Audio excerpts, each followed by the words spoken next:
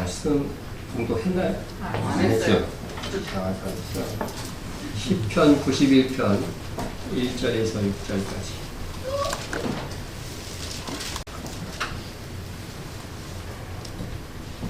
사람이 병든다는 것은 죄를 지었기 때문일까? 장애인이 되는 것이나 태어나는 것이나 그것은 하나님께서 내리신 벌일까? 물론 모든 아픔과 고통은 다 죄의 결박이긴 합니다. 그러나 이런 것들이 개인에게 하나님께서 내리신 벌일까? 이에 대한 대답은 한 가지로 할 수가 없습니다. 어떤 사람은 병든 것이 그 사람의 죄일 수도 있고, 또 어떤 사람에게는 병든 것이 오히려 하나님의 은혜일 수도 있기 때문입니다. 마찬가지로 일반적으로는 장수하는 것이 하나님의 복일 수 있지만, 특별한 경우에는 일찍 죽는 것이 복일 수도 있습니다. 북이스라엘의 악한 왕이었던 여로보암 그 왕에게 일찍 죽은 아들에 대한 이야기가 성경에 기록되어져 있습니다. 아비야지요. 젊은 나이에 병들어 죽었다면, 그것도 이스라엘 가장 악한 왕의 한 명이었던 여로보암의 아들이라고 한다면, 이 아들이 일찍 죽은 것은 하나님께서 벌을 내리신 것이 아닐까, 그렇게 생각하기 쉽습니다. 그러나 하나님께서 여로보암의 아들 아비야가 젊어서 병들어 죽은 것은 하나님의 은혜였다고 말씀하고 있습니다. 온 이스라엘이 그를 위하여 슬퍼하며 장사하려니와 여로보암에게 속한 자는 오직 이 아이만 묘실에 들어가리니, 이는 여로보암의 집 가운데에서 그가 이스라엘 하나님 여호와를 향하여 선한 뜻을 품었음이니라. 하나님께서는 이 여로보암 가문을 심판하실 것인데, 그 중에서 선한 뜻을 품었던 이 악한 가정 속에서 하나님을 잘 섬겼던 딱 한 명의 아들만은 일찍 데려가시겠다는 거죠. 일찍 데려가시겠다. 그래서 이 아이에게는 이것이 오히려 복이다, 이렇게 말씀하신 것입니다. 신약시대의 바울은 병약한 사람이었고 죽을 때까지 그의 질병은 치료되지 않았습니다. 그 이유는 바울의 죄 때문이 아니었고, 그가 받은 은사가 너무 많아서 교만하지 않게 하기 위한 하나님의 장치였더라고 말씀하고 있습니다. 또 바울이 그렇게 사랑했던 믿음의 아들 디모데도 정말 걸어다니는 종합병원이었습니다. 그래서 편지에다가 바울이 디모데에게 이렇게 권할 정도입니다. 이제부터는 물만 마시지 말고 내 위장과 자주 나는 병을 위하여는 포도주를 조금씩 쓰라. 그걸 가지고 술을 막 처먹는 사람은 여기 분명히 뭐라고 돼 있어요? 병 때문에 조금씩 쓰라고 그랬죠. 조금씩 쓰라고 그랬어요. 그리고 요즘은 위장병약 많습니다. 굳이 포도주 안 써도 됩니다. 어쨌든 이 디모데의 정말 신실한 믿음의 아들이었습니다. 바울도 그랬습니다. 그런데 그들이 자주 나는 병, 위장병 이런 것들이 그들의 죄 때문이 아니었습니다. 그들은 신실한 주님의 종들이었습니다. 오늘날 모든 병은 귀신의 역사라고 하는 교파도 있는데, 이를 보면 정말 엉터리인 것입니다. 날 때부터 맹인된 사람에 대하여 예수님의 제자들이 이렇게 물은 바 있죠. 이 사람이 맹인으로 나는 것이 누구의 죄로 임함입니까? 자기니까? 그의 부모니까? 무슨 장애인이 그 집에 있으면 그 가문에 하나님 무슨 벌하신 것처럼 우리도 생각할 수가 있는 것인데, 이 질문 속에 예수님께서 무엇이라고 대답해 주셨습니까? 이 사람이나 그 부모의 죄로 인한 것이 아니라는 겁니다. 죄 때문에 이렇게 된 것이 아니다. 이유는 그에게서 하나님이 하시는 일을 나타내고자 하십니다. 하나님께서 하시는 놀라운 역사를 나타내시기 위하여서 그 날까지도 이 맹인으로 태어난 아이의 삶이 있었다고 하는 것입니다. 이처럼 장애인으로 태어난 것이나 병든 것이 하나님의 섭리 때문에 주어진 은혜일 수 있습니다. 병들었음에도 장애인임에도 불구하고 믿음으로 살았다면 일반인들보다 다시 오실 주님께서 더 큰 상을 주실 것입니다. 왜냐하면 하나님은 분명히 공의의 하나님이라고 했어요. 정의로우신 분이라고 했어요. 네? 여러분 성경에 보면 나사로가 정말 그죠? 천국에서 귀히 여김을 받지 않습니까? 도대체 나사로가 한 일이 뭐가 있어요? 네? 나사로가 한 일이 뭐가 있어서 그렇게? 네? 그는 모진 궁핍과 가난과 병듦 속에서 뭘 지킨 거예요? 믿음을 지킨 것입니다. 그 정도면은요, 대부분 사람 하나님이 어디 있어? 하면서 정말 믿음을 부정할 만한데, 그는 끝까지 믿음을 지킨 것입니다. 그렇다면 반면 평범한, 그렇게 큰 병든 것도 없고 평범하게 살아가는 성도라고 한다면 그저 믿음을 지킨 것만으로서 나사로 정도의 대접을 받을 수는 없는 일인 거죠. 그 사람들은 더 열심히 자발적으로 충성해야만 합니다.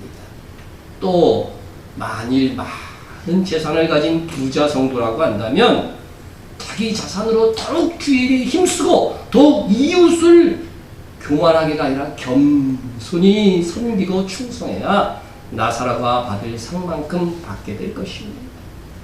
그러고 보면 그죠? 하나님 앞에서 우리는 다 뭐예요? 공평한 거예요.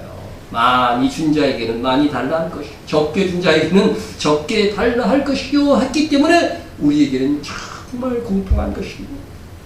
이렇게 성경을 읽노라고 한다면 죄와 상관없는 병, 장애, 또 일찍 죽음, 사고, 가난 등이 있습니다. 그렇다고 모든 가난과 병듦이 죄와 상관이 없는가? 그것은 또한 아니라고 하는 것입니다. 주님은 홀로 움직일 수 없는 중풍병자들을 친구들이 이렇게 막 들것에 들고 오는 것을 딱 봤습니다. 그리고 그들의 믿음을 보시고 뭐라고 얘기했느냐 하면은요, 네? 이 사람아 내 죄사함을 받았느니라. 아니 그냥 기도하고 고쳐주신 게 아니라 이 경우는 어떻게 돼요? 그냥 다른 아무 말도 아니하시고 먼저 이 사람아 내 죄사함을 받았느니라. 여기서 이 말씀의 뜻은 무엇입니까? 이 자가 중풍병에 걸린 것은 이 사람의 뭐 때문이다? 죄 때문이다. 죄 때문이다 하는 것들을 분명히 주님께서 밝혀주신 거죠. 그래서 그 죄를 사하는 권세가 주님께도 있고, 그리고 무엇으로 이 죄가 사해졌어요? 믿음으로 사해졌다고 했어요. 믿음. 그들의 믿음을 보시고 고쳤다고 했어요. 그러니까 믿음으로 죄 사함을 받는다는 원리를 가르쳐 주시기 위함이고, 또 이 사람이 죄의 원인이 뭐라고요? 죄 때문이었다는 것이죠. 그래서 죄 사함을 받으니까 어떻게 됐어요? 건강하게 고침을 받고 그 자리에서 일어나서 들 것을 가지고 나가는 것입니다. 이렇게 개인적인 병은 죄로 인한 경우도 있고 오히려 하나님의 은혜의 배려일 수도 있다고 하는 것을 우리는 성경에서 찾을 수 있습니다. 그런데 어느 나라나 어느 지역에 도는 전염병의 경우는 어떨까요? 하나님께서는요, 이스라엘 백성에게 너희들 말씀대로 살지 않으면 전염병을 저주의 수단으로, 형벌의 수단으로, 징계의 수단으로 사용하실 것을 말씀하셨습니다. 여호와께서 내 몸에 염병이 들게 하사 내가 들어가 차지할 땅에서 마침내 너를 멸하실 것이다. 여호와께서 폐병과 열병과 염증과 학질과 한재와 풍재와 썩는 재앙으로 너를 치시니 이 재앙들이 너를 따라서 너를 진멸하게 할 것이다. 여러분, 하나님의 백성들에게 준 경고입니다. 여기서 폐병, 코로나가 뭐에 중요해요? 폐병이요, 그죠? 네? 열병과 염증과 학질, 제가 원어에서 다 찾아보니까 이건 다 열로 인한 병이다. 그러니까 오늘날로 얘기하면 코로나19와 같은 증상을 보여주는 전염병입니다. 하나님 백성이 범죄하면 하나님은 분명 이 같은 전염병으로 벌을 내리실 것이라고 하셨습니다. 그러니 하나님의 이 백성을 대적하는 자들에게도 전염병을 돌리실 것이다 하는 것들은 또한 너무나도 당연한 이치겠죠. 하나님께서 전염성 강한 질병을 통해서 심판하신 실제 예를 우리는 성경에서 얼마든지 찾을 수가 있습니다. 이스라엘을 출애굽시키기 위해 하나님께서는 뭘 사용하셨어요? 10가지 재앙 중에 2가지는 전염병과 관련된 것이었습니다. 다섯 번째 재앙은 가축 돌림병이었습니다. 여호와의 손이 들에 있는 네 가축 곧 말과 나귀와 낙타와 소와 양에게 더하리니 심한 돌림병이 있을 것이며. 그 애굽 진영에 이스라엘 가축은 빼놓고 애굽 진영에만 그 가축들이 막 전염병을. 여러분 오늘날도 가축 전염병이 있어요 없어요? 있어요. 뭐가 있나요? 조류독감, 그죠? 닭들, 구제역, 소, 돼지 막, 그죠? 잡아서 그냥 몰살시키는 거 보면 너무나 끔찍하지 않습니까? 네. 여러분, 그런 것들이 그냥 있는 것이 아니다 하는 것을 깨달아야 됩니다. 네. 하나님의 징계의 수단인 거죠. 또 여섯 번째 그 재앙은 뭐였냐면, 이번엔 가축이 아닌 사람이 정말 악성 중기가 나는 그러한 병이 있는데, 이것이 애굽인들에게 그냥 순식간에 정말 퍼진 것이 출애굽기 9장 10절에 나옵니다. 또 이스라엘 백성이 가나안 땅에 들어가서는 또 어떤 일이 있었냐면요, 블레셋이 하나님의 법궤를 탈취해가요. 그런데 그 법궤가 가는 곳마다 블레셋 도시들마다요, 그냥 악한 독종 같은 것들이 몸에 막 나는 병들이 전염병을 막 도는 거예요. 네? 그래서 그것을 다른 도시로 옮기면 그게 그 도시에도 가는 거예요. 그러니까 하나님의 법궤를 전쟁에서 뺏어오긴 뺏어왔는데 이게 막 재앙을 낳으니까 어떻게 해요? 블레셋에서 이 하나님의 법궤를 자진해서 이스라엘로 돌려주자. 거기에다가 막 재물까지 얹어갖고 그런 일이 성경에 기록되어져 있습니다. 또 다윗 시대에 다윗과 이스라엘 백성들의 범죄로 말미암아서 이스라엘의 사흘 동안 전염병이 퍼지기 시작했는데, 여러분 사흘 동안 몇 명이 죽었는지 보세요. 지금 전염병은 정말 보다 비교하지 않을 정도의 전염병이었습니다. 이에 여호와께서 그 아침부터 정하신 때까지 전염병을 이스라엘에게 내리시니 단에서부터 브에세바까지 백성의 죽은 자가 7만 명이라. 그 작은 이스라엘에 말이죠. 7만 명. 지금 코로나가 지금 이스라엘에도 아주 많이 퍼졌어요.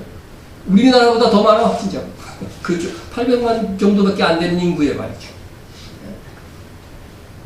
그런데 이때 다윗 때는요, 사망자가 7만 명이니까요. 지금보다 훨씬 더 심한 거죠. 하나님께서는 이후에도 이스라엘과 유다 나라를 멸망시킬 때에도 전염병을 사용하였음을 성경에서 우리는 읽을 수가 있습니다. 이렇게 구약시대의 전염병을 특별히 하나님의 백성을 심판하는 도구로도 사용하셨고 이방인을 심판하는 도구로도 사용하셨습니다. 예수님께서는 예수님의 재림이 점점 가까이 오면 이 전염병이요, 생겼다가 또 산고처럼 올 거라 그러니까요, 애기 날 때가 되면 어떻게 돼요? 산고가 더 자주 오죠. 근데 전염병의 이 범람이 점점 더 그 주기가 짧아질 거라고 하는 거죠. 네? 곳곳에 지진과 기근과 뭐가 있어요? 전염병이 있겠고. 예수님이 직접 말씀하신 겁니다. 네? 요한계시록에도 마지막 심판은 7 천사가 대접을 그 대접지향이라고. 땅에다가 대접을 영적으로 준 것이지만 하여튼 천사가 대접을 확 부으면은 바로 666 매매표를 받은 사람과 적그리스도의 우상에게 경배하는 모든 자들에게 독한 중기가 날 것이라고 했습니다. 첫째 천사가 가서 그 대접을 땅에 쏟음에 짐승의 표를 받은 사람들과 그 우상에게 경배하는 자들에게 악하고 독한 중기가 나더라. 여러분, 이 독한 종기가 나는 심판이 절정에 달해도 그들은 이 666 표를 받은 까닭에 고통에 신음하면서도 회개하지 않을 것이라고 합니다. 또 다섯째 천사가 그 대접을 짐승의 왕자에 쏟으니 그 나라가 곧 어두워지며 사람들이 아파서 자기 혀를 깨물고 아픈 것과 중기로 말미암아 하늘의 하나님을 비방하고 그들의 행위를 회개하지 아니하니라. 코로나는 어떤 사람은 가볍게 지나가지만 어떤 사람에게는 또 심한 고통을 줍니다. 한 15%의 사람들에게서는 맛을 못 느끼는데요. 냄새도 안 나지 않아요. 그런 고통이 있고 어떤 사람은 죽을 듯이 산소호흡기가 없으면 견딜 수 없는 그런 과정들이 있는데, 그런데 마지막 시대에 주께서 성경이 예고하고 있는 이 고통은요, 너무 고통스러워서 자기 혀를 막 깨물어버려요. 그런데도 뭐예요? 회개하지 않는다. 회개하지 않는다. 네? 여러분, 왜 회개하지 않을까요? 대부분 우리는 어려움이 있고 고통이 있으면 다 뭐예요? 내 죄가 뭔가 그것도 살피잖아요. 안 그러세요? 네? 근데 이 666표를 마지막 시대에 받은 사람들은 절대로 회개하지 않는다는 거죠. 왜 그럴까요? 이 표를 받으면 적그리스도 체제에서 하는 그 세뇌가 되어가지고, 표 때문에 세뇌가 되어서 하나님을 회방하는 인격으로 변화될 것입니다. 흔히 말하는 아바타가 진짜로 이루어지는 겁니다. 이런 것이 가능한 매매 체계의 특허를 제가 지난주에 그 빌 게이츠가 취득했다고 하는 그 기사를 읽었어요. 사람의 신체 변화의 데이터를 축적하고, 사람 몸이 계속 변하는, 이게 칩 하나만 받으면요, 몸에 그 사람의 몸의 신체 변화를 다 이렇게 측정할 수가 있대요. 그래서 그것을 그 사람을, 그 데이터를 다 슈퍼컴퓨터에 저장하고 그 데이터를 통해서 그 사람을 인증하는 거예요. 그리고 그렇게 그것으로 인해서 인증하고 매매의 지급을 허락하는 시스템이 이미 특허로 받아놨다는 거죠. 받아놨다는 거죠.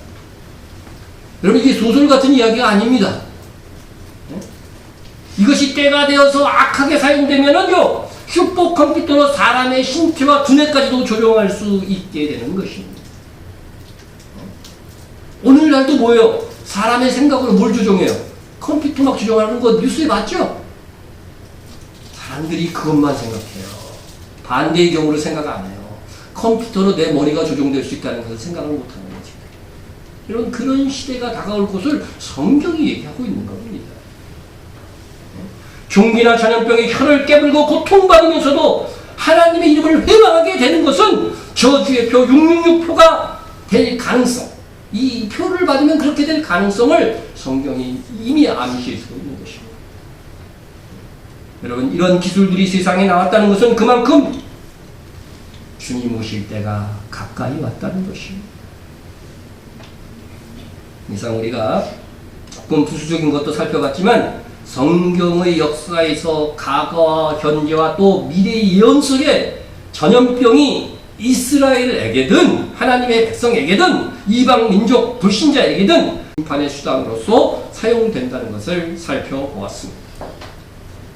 그러면 성경이 기록된 이후의 전염병 역사는 어땠을까?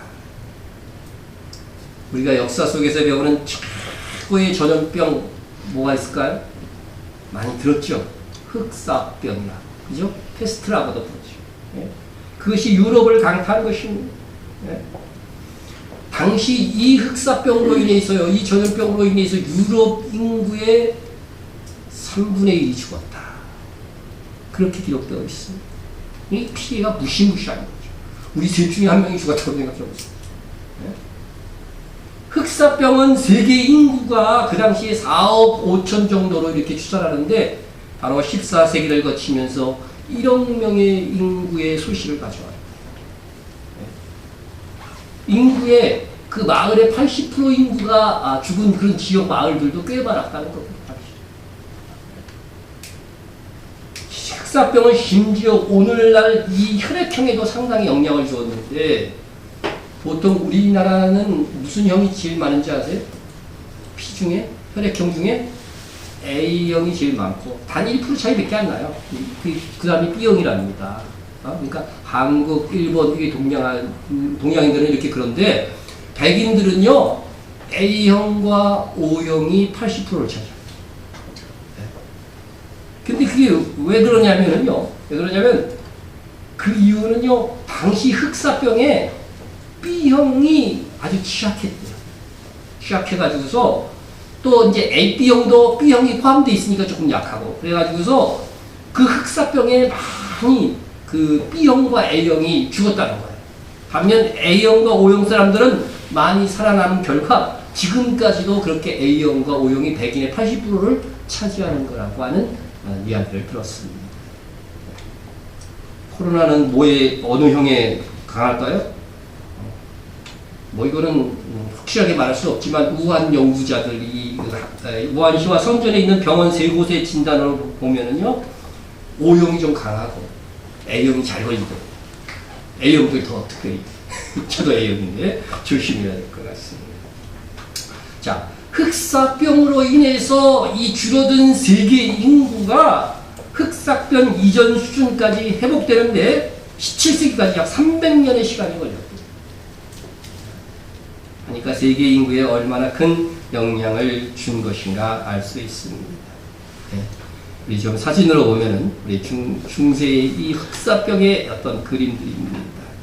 네, 페스트가 끝나기를 기도하는 사람들의 사진이고요. 네. 네, 2011년에 런던에서 발굴된 14세기 흑사병 희생자들의 유골입니다. 그냥 단체로 크게 묻었으니까 그래도 이렇게 관으로 해서 묻었나 봐요. 뼈들이 이렇게 발굴이 되었습니다. 하지만 이렇게 수천 명이나 목숨을 잃은 흑사병이 오늘날 오히려 유럽의 부유와 발전의 토대가 되었다는 기록이 있습니다. 네. 다시 흑사병으로 많은 사람들이 죽자요. 소작농들이 이제 줄어드는 거죠. 이 소작농들은 이제 영주한테 땅을 이렇게 배당받아가지고서 사람들을 시켜가지고서 이제 농사를 지어갖고 지주도 드리고 자기 자기도 먹고 이렇게 했는데 농사질 사람이 부족하니까 어떻게 돼요? 인건비가 막 올라가는 거죠. 인건비가 올라가요. 그래서 이제 노동자의 지위가 막 향상이 되는 거야. 귀한 몸이 되는 거죠. 네? 그래서 낡은 봉건제가 무너지고 시민 계급이 성장하는 계기를 가져왔다. 네? 자, 그리고 또 이 인건비가 막 비싸지니까요. 사람 죽어가지고 인건비가 비싸지니까 이 고용주들이 어떻게 생각하냐면 아주 좀 기계로 일할 수 있는 방법들을 막 생각해내다가 그 위기를 타개함으로 인해서 어떻게 돼요? 여러 가지 시설들. 그때 뭐 금속활자도 나오고 일할 수 있는 산업화 혁명들이 막 일어나기 시작한 거죠. 네? 그래서 이 서유럽이 근대적이고 상업화된 그리고 현금 기반의 경제를 이끌게 된 계기가 되었다 이렇게 얘기하고 있습니다. 그러니까 사회적 어떤 위기가 오면요 그것이 오히려 더 급격하게 발전할 수 있는 계기도 되더라. 우리도 흔히 아이들이 한번 크게 아프고 나면 뭐 한다 그래요? 큰다고 하죠. 그 원리가 이 사회에도 좀 적용이 되는 것 같아요. 자, 그래서 흑사병은 또 종교적으로도 영향을 주었는데 여러분 이 모든 위기는요 그 이후에 사람들이 어떻게 반응하느냐에 따라 결과가 달리 나타나요. 긍정적으로는 어떻게 나타나면 이 그 당시를 장악하고 있는 로마 카톨릭의 체제의 권위가 무너진 거죠. 네? 흑사병에 누가 제일 많이 죽었겠어요? 사람이 죽으니까 제일 먼저 가는 사람이 누구겠어요? 신부들이라고. 신부들이 뭐 제일 많이 죽은 거야. 네? 그러니까 카톨릭 체제의 권위가 하락되어져 갖고 그때부터 종교 개혁이 시작합니다. 그래서 오늘날 우리가 믿는 이 기독교가 생겨난 거죠. 네? 그리고 또 부정적으로는 하나님이 계시면 어찌 이런 일이 일어날 수 있는가 하면서 신을 거부하면서 인본주의, 계몽주의 사상 이런 것들이 막 일어나기 또한 시작한 것입니다. 네? 그래서 위기는 그 이후에 어떻게 내가 그것을 반응할 것인가 하는 것에 따라서 어떤 사람에게는 복이 되고 어떤 사람에게는 벌이 되기도 합니다. 또한 이 중세 흑사병은 많은 유대인들을 박해하는 그런 원인인 제공이 되었습니다. 그 이유는 다른 인종들은 흑사병에 걸려서 대부분 죽어가 유럽에서. 근데 유대인은 안 죽네. 왜 안 죽었을까요? 그때는 그런 흑사병이 바이러스 때문인 걸 몰랐잖아요. 근데 유대인은 뭐를 해요? 정결의식 때문에 어디 나갔다 오기만 하면 씻고, 그죠? 밥 먹기 전에 씻고, 그걸 안 하면 쥐약지했단 말이죠. 그러니까 이 사람들은 항상 손을 씻는 거예요. 몸을 씻고. 그러니까 병에 안 걸린 거죠. 병에 안 걸린 거죠.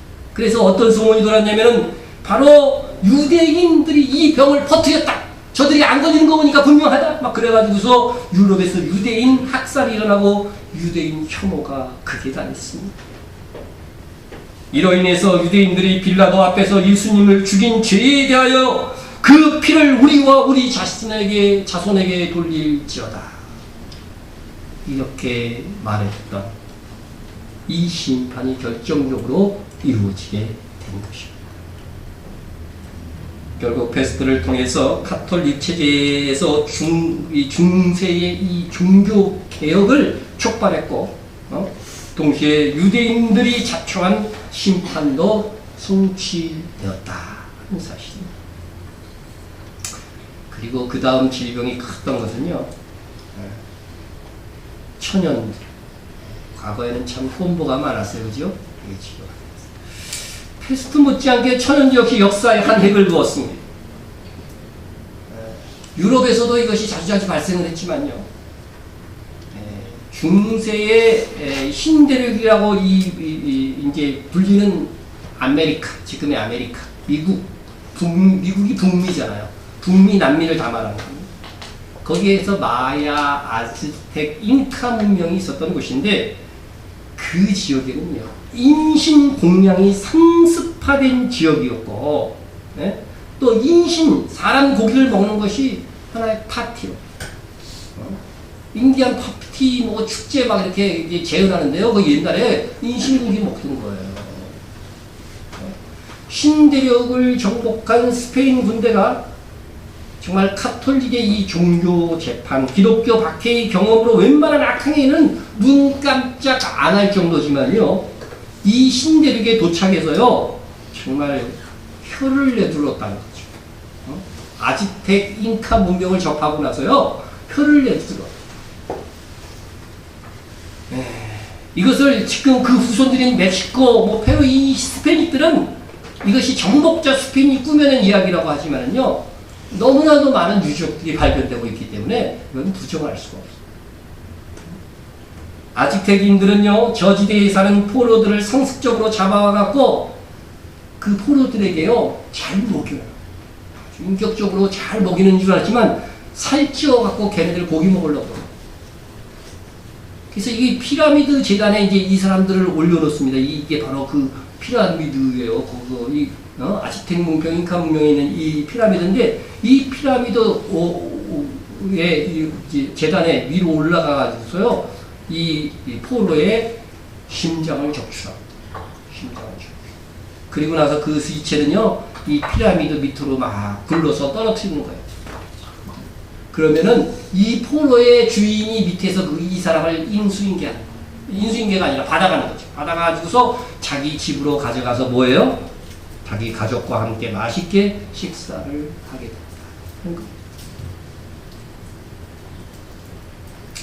여러분, 아즈텍인들은 주로 사람의 팔다리를 먹었지만 그 중에서 손과 발은 사제와 통치자들만 먹을 수 있는 특별한 부위였다고 합니다. 넓적다리 역시 가장 맛 좋은 부위이므로 황제의 수라에 올랐다고 합니다. 이들은 머리는 먹지 않고 아즈텍 전사들의 전리품으로 주렁주렁 깨어서 열매처럼 매달아 놓았다는 것입니다. 마치 하나님의 형상으로 지음받은 사람을 지물로 드리고 인육 파티를 할 수 있습니까? 네? 그럼에도 인신공양은 세계 어느 곳이나 있었죠. 우리나라에서 있었어요, 없었어요? 신청전 그 인신공양 내용이 있잖아요. 그 내용 속에. 네? 그러나 이 신대륙처럼요, 대량으로, 그것도 인육 파티의 문화로까지는 아니었습니다. 잉카 제국에서는 생명력 넘치는 어린이를 바치면 태양신, 어디 가나 태양신이 있어요. 인티람이라고 불러요. 이 태양신을 비롯한 초자역 존재들이 자신의 제국을 지켜줄 것이라고 믿었습니다. 지금도 인신공양의 역사의 흔적이 발굴되긴 합니다. 이 아즈텍 문화에서는 인신 고기를 즐겼는데 잉카 문명에서는 그래도 고기를 막 파티를 즐기는 정도까지는 아니었어요. 그러나 인신 공양했던 그런 유적들이 여기저기서 발견되고 있습니다. 이게 페루 수도 근처에서 발견된 인신 공양했던 유물들이 발견되고 있는 것입니다. 찬란했던 잉카 제국이 8만 병력을 보유하고도 결국 스페인 군대 몇 명에게 다 정복당했는지 아세요? 168명한테 8만 군대가 정복당했어요. 역사에서는 이를 유럽 선진 문명의 힘으로 평가하고 있지만요. 하지만 또 다른 학설에 따르면 이 전쟁의 승패를 가른 것은 천연두였다고 합니다. 1526년 천연두는 유럽에서 여러 차례 유행해서 스페인 군대들이 내성을 가지고 있었다. 예? 여러분 우리가 감기 앓고 나면 어떻게 돼요? 한 달 정도는 다시 감기 안 걸립니다. 그죠? 그게 뭐예요? 이게 감기는 내성이 짧은 거죠. 그러나 뭐 천연두나 이런 큰 병들은요, 한번 그 병균이 들어와서 이긴 사람은요, 어떤 뭐 평생을 가는 거죠. B형 간염 같은 거 있잖아요. 저는 간염 치료 안 받았는데 병원에 가서 보니까 언제 한번 간염에 걸렸었대요. 그런데 스스로 몸이 이겨내서 나는 평생 간염 치료 안 받을 텐데. 이제 내성이 생겼다는 거죠. 그와 같이 그런 내성이 이 유럽인들에게 천연두가 좀 있었는데, 예? 그런데 이 유럽의 침략자들이 이 바로 신대륙에 가갖고 잉카 문명, 아즈텍 문명 사람들한테 이 천연두를 옮길 거예요. 그러니까 그 사람들은 천연두로 픽픽픽픽 다 쓰러져 가는 거예요. 예? 이게 지금 6세기, 그 당시에 이 16세기에 수록된 이게 자료에서, 책에서 보면은요, 아직 잉카 문명 사람들, 천연두에 아즈텍이군요. 아즈텍 문명 사람들이 천연두에 이렇게 걸려서 다 쓰러져 죽었다고 하는 기록들을 담은 그런 책의 내용을 이렇게 스크린합니다. 심지어 잉카 제국의 황제와 부계자가 모두 천연두로 사망해버렸어요. 그러니까 제국이 곤란에 극에 당하는 거죠. 흉벌이 막 그들 사람들은 신이 우리에게 놓였나 보다 하고서 싸울 전의를 갖추지 못하고 스페인 군대한테 그냥 막 넘겨준 거예요. 결국 천연두의 이 대유행은 인신 제사와 인신 파티를 일삼았던 당시 세계에서 가장 사악한 짓을 죄의식도 없이 행했던 아즈텍 잉카 문명을 심판하는 결과를 가져왔습니다. 그러니까 1900년 이후에는 또 현대라고 하는데, 현대에 들어서 가장 극심했던 전염병은 스페인 독감입니다. 스페인 독감. 네. 여러분, 최고의 팬데믹이라는 것은 범유행이라는 말입니다. 자, 불과 2년 만에, 2년 동안 이게 범람했는데요. 5억 명이 죽었어요. 5억 명. 네. 코로나가 몇 명까지 감염시킬지 모르지만요. 이미 우리 현대사회도 5억 명을 감염시킨 스페인 독감이 있었는데, 세계 인구의 3에서 5%가 사망했다. 여러분, 세계 1차 대전에서 사망자가 2,000만에서 2,200만 정도 예상, 추정합니다. 그런데 스페인 독감으로 죽은 사람이 얼마냐면요, 최소 5천만에서 1억. 네? 그러니까 어떤 기록에는 제가 찾아보니까 2억 명으로 기록된 데도 있더라고요. 그 정도로 많이 죽습니다.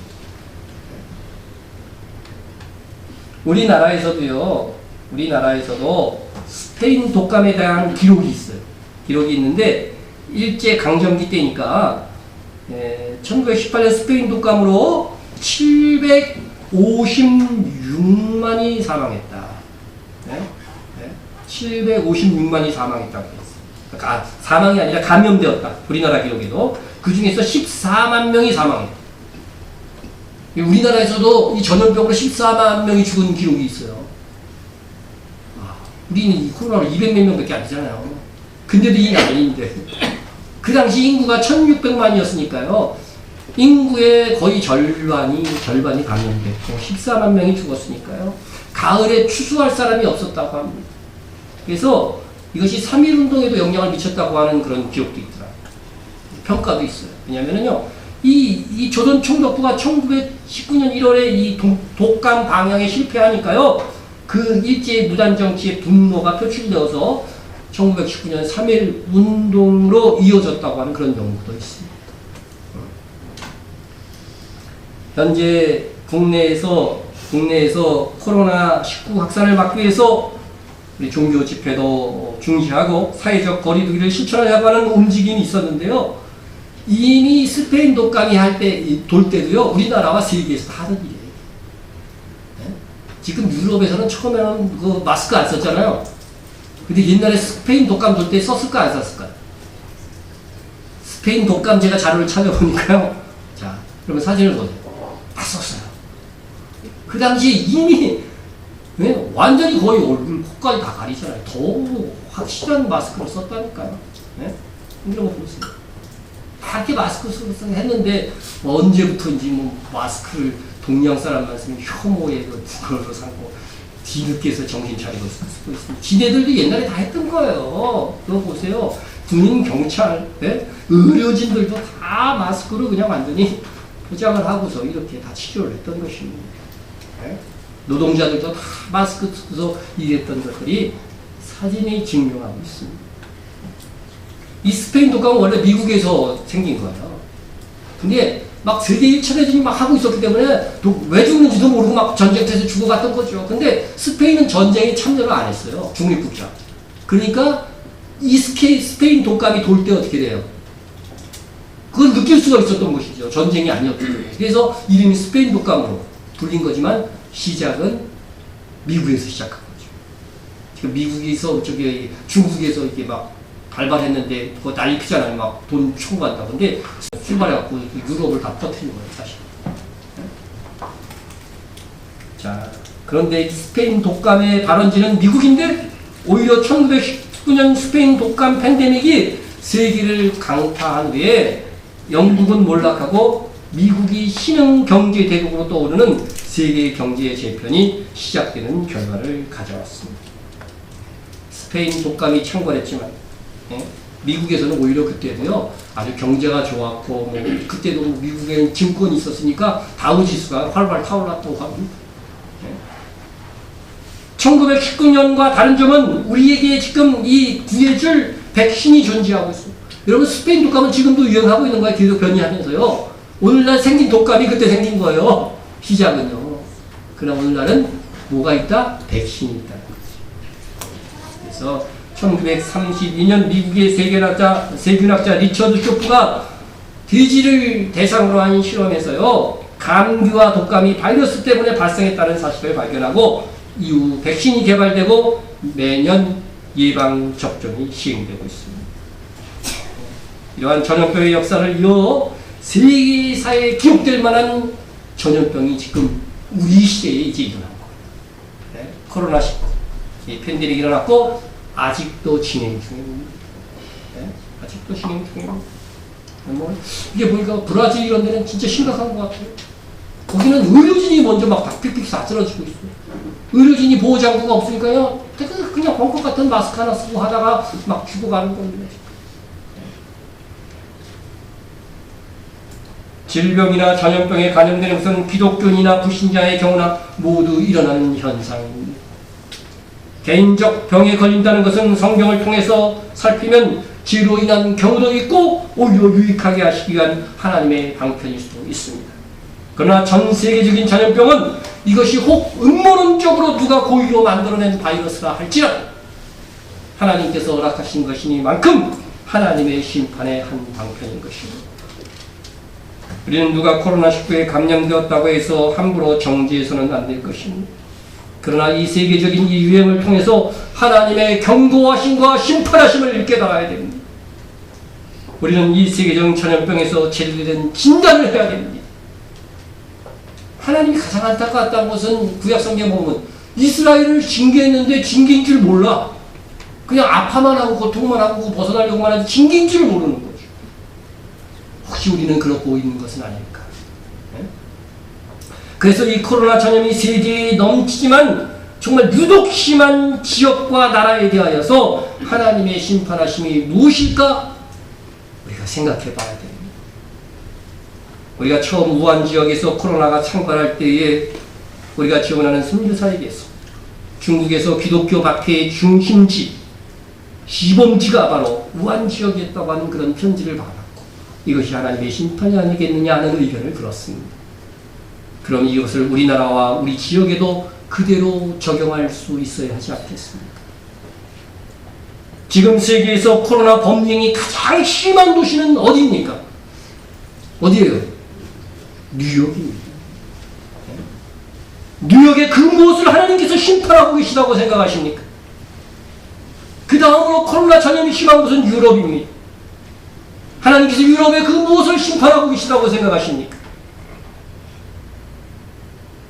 우리는 이번 믿는 자나 믿지 않는 자들에게 동일하게 일어난 이 전염병을 통해서 금융과 사치와 거짓과 부정과 음란과 동성애가 판치는 지역과 나라들을 하나님께서 치시고 계시다고 하는 것을 깨달아야 됩니다. 물론 전 세계에는 하나님 보시기에 사악함이 곳곳에 가득 찼죠. 브라질도 그 무슨 뭐 삼바 축제 같은 거 할 때 한번 보세요. 음란함이 판치고 있습니다. 세계 곳곳에 사악함이 가득 찼기 때문에 하나님께서 전 세계를 심판하시는 것이기도 합니다. 그때 깨달을 자는 깨닫는 것이고, 못 깨닫는 자는 여전히 그렇게 살 것이고 회개하지 아니할 것이고, 우리라도 하나님 앞에 무릎을 꿇는 그 모습을 하나님께서 보고 싶어 하시는 것입니다. 우리나라는 다른 나라에 비해서 정말 모범적으로 코로나 범용에 대응한 나라입니다. 이번 팬데믹으로 우선 가장 골칫거리 이란인 신천지의 실체가 드러났고, 그들의 세력을 약화시킬 수 있는 계기가 되었다는 점은 긍정적입니다. 대표적 이란에 대한 심판이 이루어진 것은 우리에게 불행 중 다행이었습니다. 또 우리나라는 투명한 진단과 자료 공개를 통해서 조기에 대유행을 잠재우고 세계의 기준이 되었고 칭송을 받고 있습니다. 그뿐만 아니라 국민들도 신뢰를 바탕으로 사재기가 없었던 세계 거의 유일의 나라입니다. 자랑스럽습니다. 그래도 어쨌든 10,000명 이상의 확진자가 생겼고, 그로 인한 경제적 손실들이 앞으로도 예상되는 만큼 우리는 하나님 앞에 이 나라를 긍휼히 여겨달라고 기도해야 할 것입니다. 그리고 개인적으로는 우리 각자가 하나님 앞에서 나를 살필 수 있는 기회로 삼아야 합니다. 정말 하나님 앞에서 정결하게 나를 가꾸도록 해야 됩니다. 그것이 어떠한 경우든 전염병 앞에서 올바른 하나님 앞에서의 태도일 것입니다. 우리는 몇 주간 예배를 교회당에서 보이지 못했습니다. 그것은 또한 한편으로는 나의 신앙이 어느 정도였는지를 보여주는 시험하시는 하나님의 수단이기도 했다는 사실을 기억하십시오. 그때 나의 신앙은 어떠했습니까? 이 기회에 좀 더 푹 쉬자, 더 편했다, 그렇게 생각하셨던 부분은 없었습니까? 성경에 무엇이라고 말씀하고 있습니까? 모이기를 힘쓰라. 근데 언제 모이기를 더 힘쓰라고 했어요? 모이기를 피하는 어떤 사람의 습관과 같이 하지 말고 오직 권하여 더욱 그리하자. 이 사이에 한 줄에 들어갈 말씀이 비었죠. 네? 무엇입니까? 그렇죠. 그날의 가까움을 볼수록, 그날이 무슨 날입니까? 주님 다시 오실 날이에요. 주님 다시 오실 날이 가까웠다고 여기는 등수로 모이기에 힘쓴 열정을 가져야 됩니다. 정말 대환란의 때가 되면 성도들은 교회에서 모일 수 없게 될 것입니다.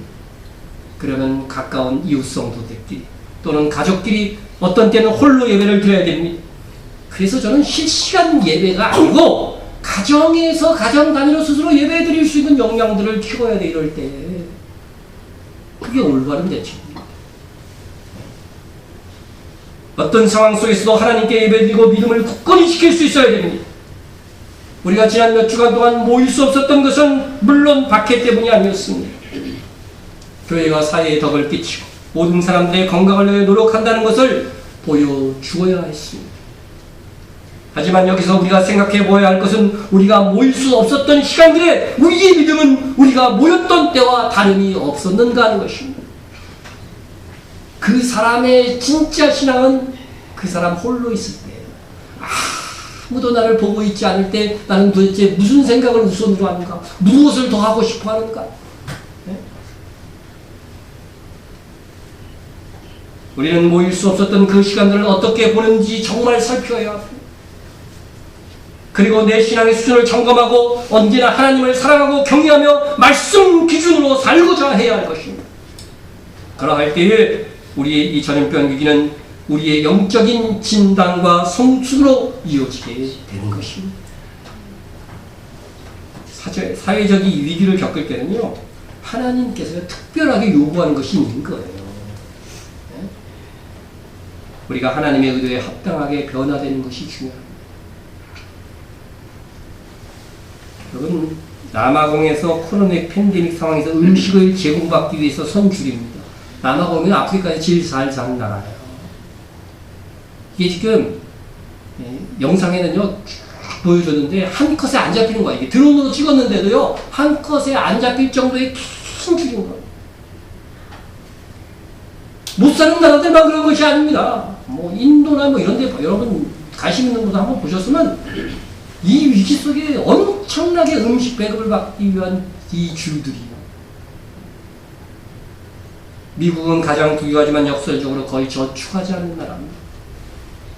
한국처럼 현금을 저금해서 유동자산으로 보유하기보다는 모두 소비하거나 빚 갚는 데 쓰기 때문입니다. CNBC 미국 이 방송에서요 1월에 보도에 따르면요 미국 성인의 70%는 저축액이 우리나라 돈으로 121만 원 이하, 70%가 120. 집에 121만 원 이상 있는 분 현금으로 미국에서요 상위 30%에 속합니다. 그리고 45%는 긴급 상황에 대비한 자금이 전혀 없대요. 전혀 없대요. 50만 원 이하예요. 네? 텅빈 잔고는 식량난으로 이어졌습니다. 미국 전역에 200개 이상의 푸드뱅크로 구성된 비영리 단체 피딩 아메리카에 따르면 코로나19 유행 전에 푸드뱅크에 의존한 미국인이 7명에 1명꼴이에요. 여러분 무료로 나눠지는 음식 그거 먹고 살았다는 것이요. 그 잘 사는 나라에 또 7명 중에 1명은 그렇게 살았대요. 여태까지. 너무 부러워하지 마세요. 네? 근데 현재는 수요가 2~3배 급증했다고 합니다. 위기를 대비하지 않고 사는 민족의 현실입니다. 어우 자동차 되게 많죠. 뭐하러 이렇게 모였을까? 네? 여러분 차가 잎이 많아요. 네? 이렇게 많은 차, 주차장을 가득 메운 이 차들 뭐하러 모였게요? 네? 바로 푸드뱅크에서요 음식 털라고 드라이브 스루로 음식 털라고 모인 거야 미국에서. 네? 이건 약갑니다. 이건 정말 약갑니다. 여러분 이제는요 저 주차장도 모자라서 도로까지 줄을 쫙 섰더라고 보니까. 네? 자본시장의 극대화로 의료 혜택이 미미하고 그마저 무보험자들이 많아. 실업수당 이 코로나 사태 이후에 신청한 사람이 3천만을 넘었어요. 3천만. 직장을 갖고 우리나라 직장을 갖고 일하는 사람도 3천만 안 될 것 같은데. 네? 3천만이 지금 실업수당을 다 먹고 있어요. 새롭게 그것도. 그런 사람 다 무보험자 되는 거예요. 무보험자. 네? 미국에서 코로나 바이러스가 2주간 감염됐어요. 보통 2주간 최소 2주간 그죠 병원에 입원하잖아요. 보험이 있어도 돈 얼마 나오는지 아세요? 4천만 원. 4천만 원 나오는 싼 사람이고 어떤 사람은 1억까지 나옵니다. 우리나라 그 유학생들이요 해열제 먹고 막 들어가고 비난 받았잖아요. 그죠? 근데 그 사람이 핑계대는 게 뭐냐면은요 거기서 걸리면은 1억 드는데 보험도 써갖고 이렇게 해서라도 욕먹더라도 이렇게 들어와야 된다는 거예요. 약간 이해가 가죠 그 얘기죠. 이런 상황이라는 거죠. 우리나라에서는요 다 10만 원 안짝이에요. 이렇게 국가에 다 해주기 때문에 4만 얼마 나온다고. 우리는 어떤 교훈을 얻어야 합니까? 나라든 교회든 개인이든 준비되어져야 됩니다. 우리의 삶의 노후나 혹시 닥칠 위기도 대비해야 되지만 우리는 주님 오실 날을 대비해야 됩니다. 그것이 가장 중요합니다. 이게 가슴에 와닿지 않죠, 여러분? 와닿습니까? 감사합니다.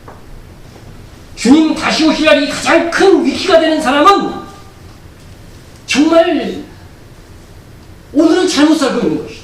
주님 오실 날이 무슨 날이 되어야 돼요? 기쁨과 영광의 날이 되도록 오늘을 살아야 되는 거죠. 진실로 코로나 세계적 대유행이 그저 아무렇게나 지나가는 내 인생의 사건이 되지 않게 해야 됩니다. 교훈을 얻고 경성해야 됩니다. 준비되어져야 됩니다. 코로나 이후 이 세계는 어떻게 변화될까 예상할 수 있습니다. 여러분, 세계적인 그 대유행 이후에는요, 그 사회가 완전히 바뀌었어요. 여러분, 코로나 이후 세계는 바뀝니다. 비대면 사업들이 더 번창하게 될 것입니다. 노동자들이 전염되면 공장이 멈춰서는 것을 이미 경험했습니다. 그렇기 때문에 노동자 없이 일할 수 있는 자동화 시설은 더욱더 심화될 것입니다. 그러다 보면 고용이 줄어들게 될 것입니다. 그러면 사회적 약자들은 더 힘들게 될 것입니다. 코로나 바이러스의 유행으로 죽은 사람들을 보면 고령층, 빈곤층이 훨씬 더 큰 피해를 받았습니다. 미국 시카고에서는 70%가 흑인들이었대요. 죽은 사람들. 일용직 근로자들이 가장 보호받지 못하는 계층이 되었습니다. 그러나 앞으로는 복지와 기본소득 보장을 확대해가는 방법밖에는 없게 될 것입니다. 점점 세상은요, 사회주의적 자본주의로 변해갈 것입니다. 가장 사회주의 정책을 이번에 펼친 나라가 어디예요? 미국입니다. 네? 국민들에게 1인당 뭐 100몇십 만씩 막 떠안겨주고, 더욱더 안겨주고, 뭐 재정적으로 막 돈을 풀어서 해주고. 우리나라가 제일 먼저 했으면 뭐 사회주의 아니냐고 난리 났을 거예요. 근데 미국이 하고 나서 우리가 하니까 아무 말도 없죠. 우리도 재난지원금 이제 곧 받게 될 것입니다. 기대되십니까? 어떤 사람은 나는 기부할 거야. 네. 그런 사람들도 있는데, 네. 자기가 상위 30%에 속한다는 사람들은 기부하는 게 마땅해요. 네. 여러분들은 우리 교회는 단 한 사람도 그런 사람이 없습니다. 그러니까 다 받아가지고요, 쓰세요. 쓰는 것이 자영업자 돕고 소상공인 돕는 길입니다. 여러분, 기부하는 게 더 돕는 게 아니에요. 지금 상황에서는요. 잘 생각하셔야 돼요. 어쨌든 앞으로는 국가의 역할이 커지는 사회주의적 자본주의 사회로 갈 가능성이 많습니다. 우리나라도 비대면 원격 진료가 그동안 저항을 받았지만 허용될 가능성이 높아졌습니다.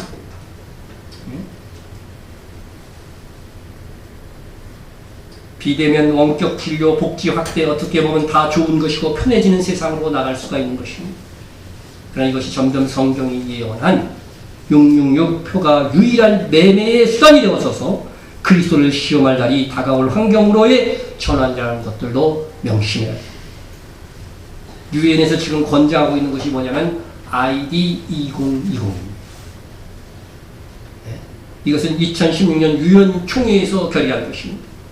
이것은 2020년도부터 2030년까지 앞으로 10년 동안 전 세계 모든 사람들에게 개인의 모든 정보가 담긴 마이크로칩을 디지털 신분증으로 하여 각 사람 몸에 이식하자고 하는 캠페인입니다.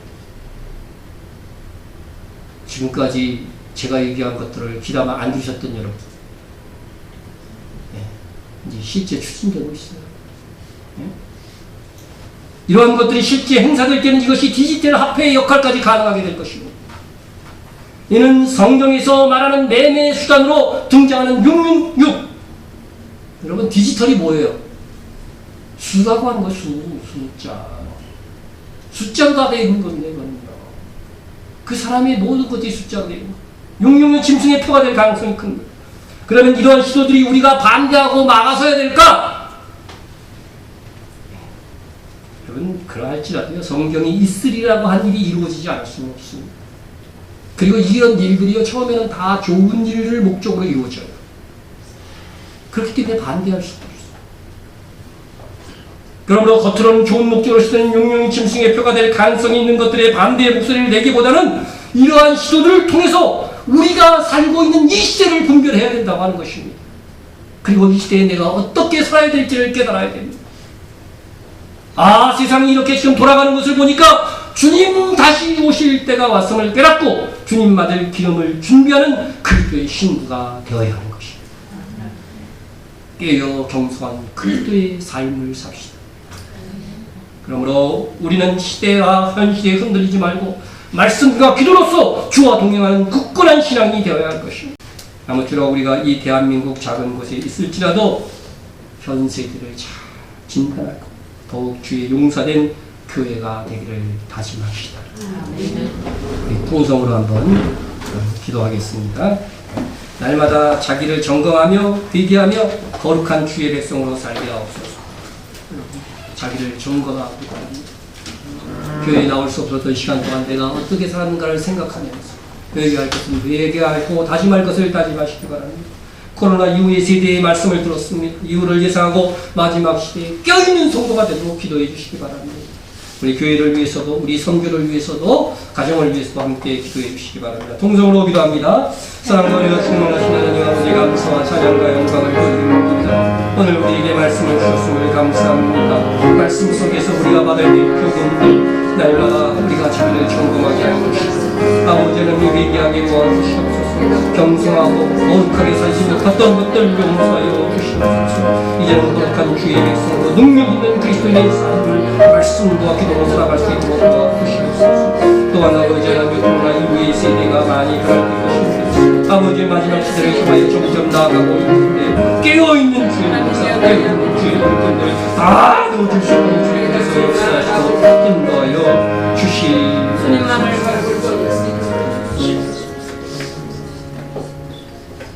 하나님, 세계는 코로나 바이러스라고 하는 전염병으로 인해 아직까지 몸살을 앓고 있습니다. 이제 절정으로 향하는 나라들도 있습니다. 이 나라가 우리나라가 대처를 잘해서 그나마 우리가 숨통을 두고 살 수 있게 하심을 감사합니다. 우리가 선교적 사명을 잘 감당하는 나라요, 교회가 되기 위하여 이 나라가 건강하게 유지되도록 은혜를 더하여 주옵소서. 하여 우리가 모든 경건과 단정함으로 고요하고 평안한 생활을 하기 위하여서 나라의 대통령과 위정자들을 위하여 기도합니다. 바른 정책과 판단으로 이 나라를 더욱 안정시키는 자들이 되게 하옵소서. 또한 지금의 시대가 점점 마지막 시대로 치닫고 있음을 우리로 분별하게 하셔서 더욱 주님 다시 오실 길을 예비하는 주의 정결한 신부로 살게 하여 주옵소서. 예수님의 이름으로 기도드립니다. 우리 다 같이 일어나서 말씀 찬양 찬송가